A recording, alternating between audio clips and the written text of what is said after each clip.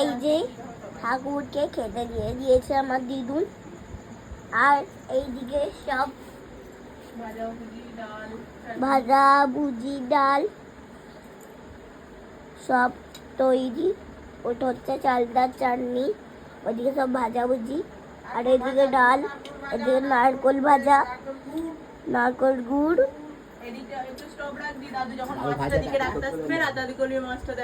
এই যে আমার দাদু, মান্না দাদু খাচ্ছে। এটা হচ্ছে টক মাছের টক, ইলিশ মাছের টক, ওটা রুই মাছের ঝাল, ওটা কাতলা মাছের ঝাল, কাতলা মাছের ঝাল, আর থালাটা তোলো কাতলা মাছের ঝাল এটা, আর এটা রুই মাছের ঝাল, এটা হচ্ছে রুই মাছের ঝাল, ইলিশ মাছের তেল এটা। এই যে ইলিশ মাছের ঝোল পোস্ত দিয়ে, এই পোস্ত দিয়ে সর্ষে দিয়ে কাঁচা লঙ্কা দিয়ে ইলিশ মাছের ঝাল।